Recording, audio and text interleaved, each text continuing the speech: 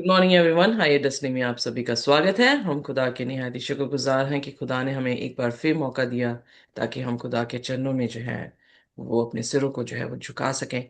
हम जो है वो गिनती उसका 24 अध्याय पढ़ रहे हैं और उसमें हमने बलाम की कहानी का जिक्र जो है पिछले दिन जो है वो किया है कि किस तरह से एक अच्छा नबी जो है वो खुदा के बातों को, उसके कलाम को सुनने वाला, और इवन जब वो दर्शन पाते हैं तो आंखें खुली में जो है वो दर्शन पाते हैं।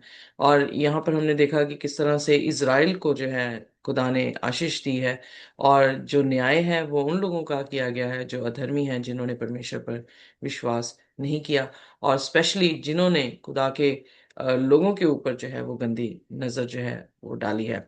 और फिर वो जो है इन सभी बातों को जब कह रहा है तो उसने जो है यीशु मसीह की भविष्यवाणी जो है वो वहां पे की। सो वी अंडरस्टैंड कि एक ही तारा याकूब के घर से उदय होगा और इज़राइल में से एक राजदंड जो है वो उठेगा।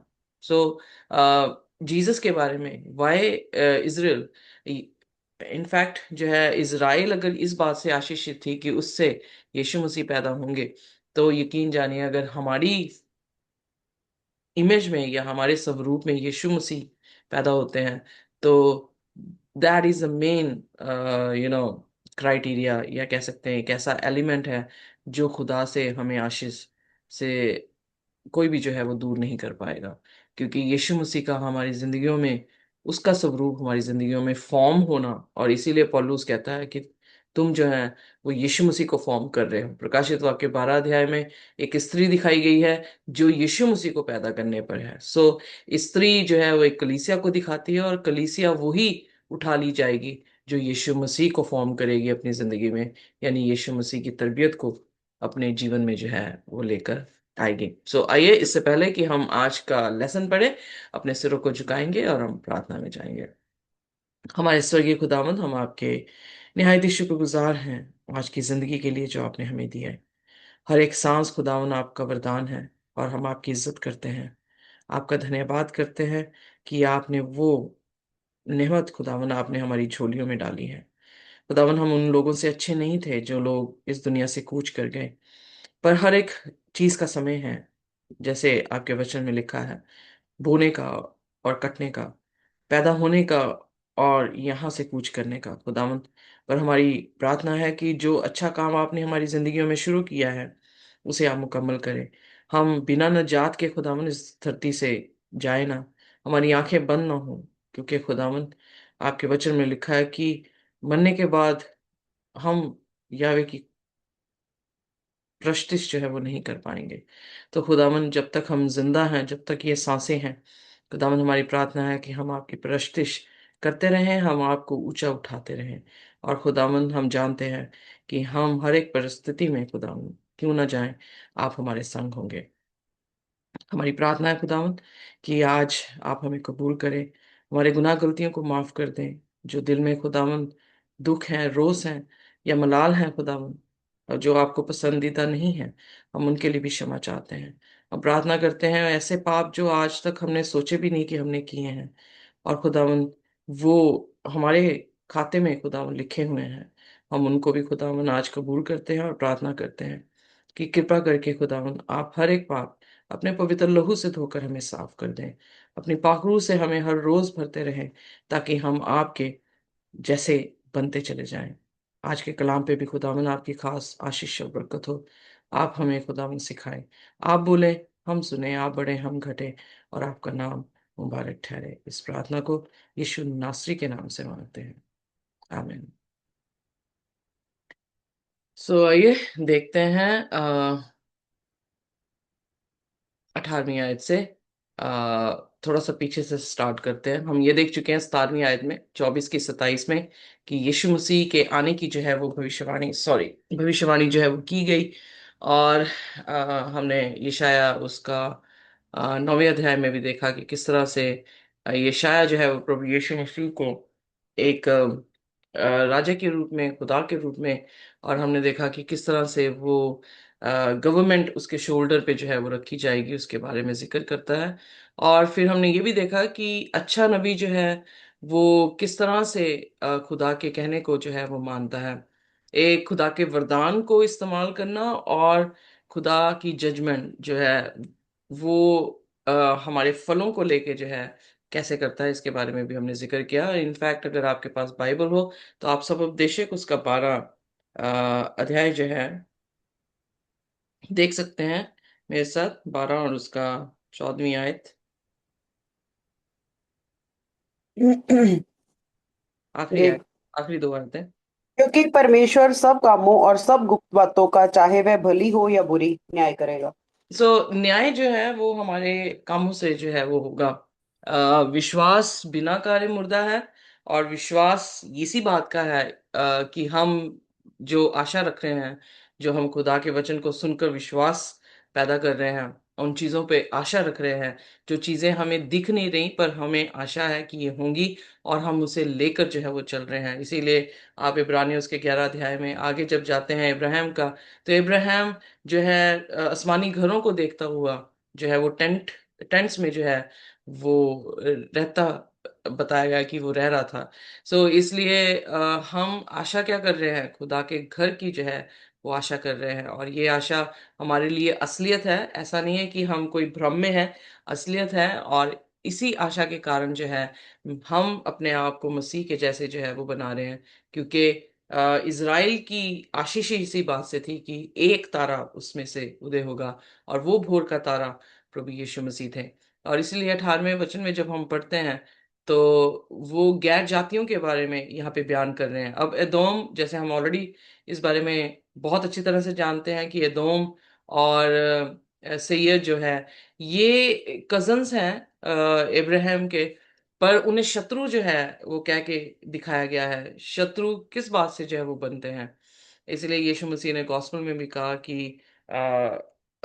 एग्जैक्ट आयत तो नहीं पर मैं पैराफ्रेज कर रही हूँ कि माँ बेटी की जो है खिलाफत में होगी, और बेटा जो है वो बाप के खिलाफत में होगा। जो यीशु मसीह के साथ चलते हैं उनके चलने पर जो है, जो उनके विपरीत चल रहे हैं वो उनके क्या बन जाते हैं, शत्रु जो है वो बन जाते हैं। इसलिए एक ही चीज जो है वो हमें अलग करती है, और वो है प्रभु यीशु मसीह, उसके हुक्म और उसका विश्वास, और जिसके कारण जो है हम डिस्टिंक्ट किए जाते हैं, हम अलग किए जाते हैं। जैसे होली पीपल से होली बाइबल या होली स्पिरिट, होली शब्द जो है वो ओरिजिनल वर्ड के दोष है जिसका अर्थ है डिफरेंट।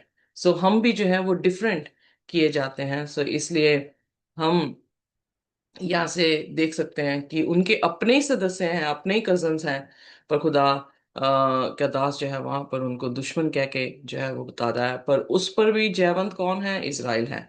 अब 19 आयत से जो है सॉरी हम पढ़ेंगे, और उसमें लिखा है, और याकूब ही में से एक अधिपति आएगा जो प्रभुता करेगा, और नगर में से बचे हुओं को भी सत्यानाश करेगा। जो अधिपति है आएगा, जैसे मैंने कहा भी है कि यशायाह उसके 9वें अध्याय की उसकी 6वीं आयत में बयान किया गया, प्रभु यीशु मसीह, एक तुम्हें पुत्र दिया जाएगा। वो अधिपति जो है जिसके ऊपर गवर्नमेंट है, कोई और नहीं, यीशु मसीह है। और हम दानियल की प्रोफेसीज में भी देख चुके हैं, प्रकाशित वाक्य की प्रोफेसीज में भी देख चुके हैं कि यीशु मसीह किस तरह से जो है वो क्लाइमेक्स तक दिख रहे हैं, और उनका राज्य जो है सनातन राज्य है, जिसमें हर बचा हुआ इंसान जो खुदा के विरोध में बलवा कर रहा है उसे सत्यानाश जो है वो किया जाएगा। जब यहाँ पर बिलाम कह रहा है, उस समय उनके पास प्रकाशित वाक्य नहीं है। उस समय उनके पास दानियल की पुस्तक भी नहीं है, पर वी आर सो फॉर्चुनेट, हम इतने खुदा का शुक्रगुजार हैं कि हम इस सदी में पैदा हुए हैं जिसमें हमारे पास फुल बाइबल है, वी कैन अंडरस्टैंड एवरीथिंग। और अगर फिर भी क्रिश्चियन वर्ल्ड जो है ये सोच रहा है कि दर्शनों से हमें पता लगे, खुदा हमें दर्शनों से बात करे, तो आई थिंक ये हमारी मूर्खता होगी, ये हमारी फुलिशनेस होगी, क्योंकि खुदा ने हर एक चीज जो है वो कलमबंद हमारे लिए कर दी है। यहाँ पर जो है 20वीं आयत में कहता है, फिर उसने अमलेक पर दृष्टि करके अपनी गूढ़ बात आरंभ की और कहने लगा, अमलेक अन्य जातियों में श्रेष्ठ तो है था, परंतु उसका अंत विनाश ही है। अमलेक जो है ईसाओं के परिवार से घराना आता है, तो हम ये देखते हैं कि अन्य जातियों में उन्हें उन्हें कहाँ गिना गया, अन्य जातियों में गिना गया। अन्य जाति मतलब खुदा की जाति से अलग लोग जो थे, उनमें जो है श्रेष्ठ कहा तो गया है, पर उनका क्या है, विनाश है। प्रकाशित वाक्य में भी जो स्त्री 17 अध्याय में हमें देखने को मिलती है, जिसने बैंगनी रंग के कपड़े, और वो एक जंतु के ऊपर जो है सवार है, उसके हाथ में सोने का प्याला है और उसमें मदिरा है, और सारे जगत को जो है आ, मदिरा पिला रही है। उसे उसे उसे मदर ऑफ हार्लट करके जो है वो बताया गया है, व्यभिचारिणी की माँ, बाबुल उसे शब्द बताया गया है। सो वो टर्म्स हमें तभी समझ आती हैं कि वो टर्म्स जो हैं एक ऐसी कलीसिया को दिखाया गया है, जो कलीसिया नाम से तो मसीह है, बट उनके काम जो है वो अन्य जातियों जैसे हैं। और वो जो है मदिरा अंडरस्टूड है कि अगर व्यभिचार है, यानी वो शारीरिक और आत्मिक दोनों व्यभिचार कर रहे हैं, मसीह को छोड़कर जो है उन्होंने अपने ही लॉज, अपने ही जो है राजा बनाए हैं। और इसलिए अन्य जातियों में श्रेष्ठ तो था, बट उसका भी अंत विनाश ही है। सो शुरू से लेकर हमने अंत तक प्रकाशित वाक्य में देखा है, तो हमने एक ही चीज देखी है कि दो ही रास्ते हैं, सकरा चौड़ा, दो ही घर हैं, या वो चट्टान पे बना हो चाहे वो भालू पे बना हो। हमने देखा कि दो तरह के विश्वास हैं, लोग हैं, उनकी डेस्टिनीज हैं, या जिंदगी है या मौत है। पर वो डिस्टिंक्ट या उन्हें अलग कौन कर रहा है, खुदा, खुदा। सो अगर हमारी जिंदगियों में यीशु मसीह हैं, तो यकीनन है हम आशीषित लोग हैं। अगर यीशु मसीह नहीं है, तो विनाश के भागी हैं। 21 आयत में फिर उसने कैनियों पर दृष्टि यानी कनानियों पर दृष्टि की, और अपने गूढ़ बात आरंभ की, और कहने लगा, तेरा निवास स्थान अति दृढ़ तो है, पर तेरा बसेरा चट्टान पर तो है, तो भी कैन उजड़ जाएगा, और अंत में अशूर तुझे बंधुआई में ले आएगा। सो यहाँ पर जो है अमलेकियों को भी और कैनानाइट्स को भी जो है वो प्रोफेसी कर रहा है कि उनका क्या हर्ष होगा। और हम यकीन जानते हैं कि जो यरीहो की दीवार थी, कितनी ऊंची थी, कितनी मजबूत थी, और उनकी जो शहरपना थी, इनफैक्ट मजाल है कि कोई उसे गिरा सकता। बट जब खुदा हमारे साथ हो, तो कौन हमारे अगेंस्ट हो सकता है। सो इसलिए खुदा के साथ होना के फायदे बहुत है। खुदा अगर साथ है, तो कोई हमारे विरोध में नहीं हो सकता। खुदा अगर साथ है, तो कोई शराप नहीं दे सकता। खुदा जो साथ है, तो अ, अगर बियाबान से होकर हमें गुजरना भी पड़े, तब भी खुदा हमारी सुरक्षा, हमारा मुहैया करने वाला, हमारी चट्टान जो है वो बनता है। आमीन। तो 24 आयत में, तो भी कित्रियों के पास से जहाज वाले आकर अशूर को और एबेर को भी दुख देंगे, और अंत में उनका भी विनाश जो है वो हो जाएगा। सो ये प्रोफेसी की है। अभी तो मुझे क्लियर नहीं है, शायद हम जब आगे पढ़ें तो हमें इसके बारे में पता लगे कि किस किस तरह से अशूर जो है वो कैप्टिव में गया, तो बंधुआई में जो है वो गया है। सो बट यहाँ पर जो है खुदा के दास ने खुदा की जजमेंट को प्रोफेसाई कर दिया है। और वो जजमेंट हम जानते हैं कि वो सारी जजमेंट जो है वो पूरी हुई। और 25 आयत में, तब बिलाम चल दिया और अपने स्थान पर लौट गया, और बलाक ने भी अपना मार्ग लिया। इमेजिन करें कि दुश्मनों को भी खुदा ने स्प्लिट कर दिया, डिवीजन होगी उनमें भी, उनकी भी जो है मति, दिमाग भी जो है वो एक सा नहीं रहा, उनके रास्ते भी एक से नहीं रहे, और खुदा ने तितर बितर जो है उन्हें करके बिखार दिया।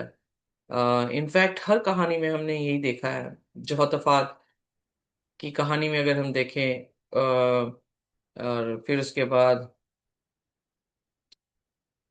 How can I forget, Gideon की कहानी में देखें, गिदोन की कहानी में हम जब देखते हैं, तो लड़ने वाला कौन था, खुदा था। और दुश्मन की सेना लाखों करोड़ों में हो, तो उसको भगाने वाला कौन था, खुदा था। और इनफैक्ट हम देखते हैं कि गिदोन की कहानी में भी जो दुश्मन थे वो एक दूसरे को मारने लगे, इतने कंफ्यूज हो गए, इतने घबरा गए, इतने डर गए। 300 लोगों की मटके जो है जब साथ में गिरे, तो वो इतने में ही घबरा के, डर के एक दूसरे को मारने लगे और भाग गए। That is the power of our God. ये खुदा की सामर्थ है जो हमारी जिंदगियों में काम करती है। तो फिर क्या आग से होके हम निकले, क्या पानियों से होके हम निकले? खुदा हमारा जोरावर है, और खुदा उन पानियों को भी क्या कर लेगा? सुखा देगा, यू नो। सो इसलिए जब हम इन कहानियों को पढ़ते हैं, समझते हैं, हमारा विश्वास इसीलिए बढ़ता है कि अगर हम किसी परिस्थिति से होकर गुजर भी रहे होंगे, तो ये कहानियां हमें दृढ़ करती हैं कि हमारा खुदा जो है वो छोटा नहीं है। हमारा खुदा हमारी चेतावनियों से बढ़कर है, और हमारी चेतावनियां हमारे खुदा के सामने बहुत ही छोटी हैं। सो जब ये छोटी चीजें हों और खुदा बड़ा हो, तो फिर जय जयकार किसकी होनी चाहिए? खुदा की। आमीन। Amen. आमीन। सो आइए हम शादमान हों, खुश हों कि हमारे पास ऐसा खुदा है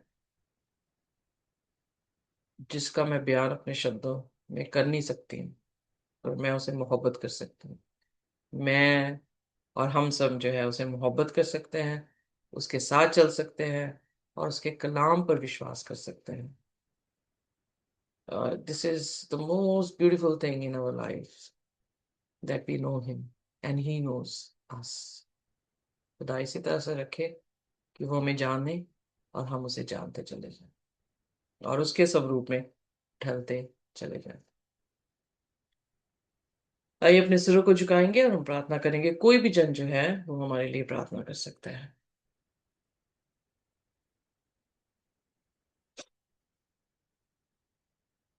Thank you, Lord. We thank you, Father. We thank you, Lord.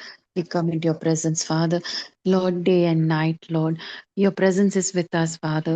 You show us the right path and you work for us, Father. Yes, Lord. Lord, you have done everything for us, Father. All things work out together for good for those who love God and those who are called for his purpose, Lord. Lord, from the beginning till the end, you're the Alpha and the Omega. You are everything, Father. You will make all the crooked places straight, Lord. Lord, you have told us, Lord, I'll go before you and make all the crooked places straight. You're the Lord, the way, the truth, and the life. We thank you, Lord, for showing us the path, Father. Yes, Lord, from the Lord, that is, you said, no, Lord, my people will dwell in a peaceful habitation, in secure dwellings, and in quiet resting place. We thank you, Father. We thank you. Your presence is always with your children, Father. We thank you, Lord, as you were in the old also, Lord. Now you're not a God afar off, also you're very near as well, Lord. Lord, we thank you, Lord, from the time, Lord, you have been with us, and the forward in the future also, Lord, you will be with us, Father. Lord, thank you, Lord. All things, Lord, belongs to you, Lord. You're the master, you're the creator. We thank you. We thank you for everything you have done in its right time, Lord. Lord, we surrender, Lord, everything at your feet, Lord. We give all the honor and glory to you and you alone. We ask all this in the name of your only Son, Jesus Christ, we pray. Amen. Thank you very much for the prayer. खुदा की शांति और उसका अनुग्रह हमारे साथ जब तक हम प्रभु यीशु मसीह को रूबरू ना देख लें, इसी तरह से बना रहे। आमीन। Amen.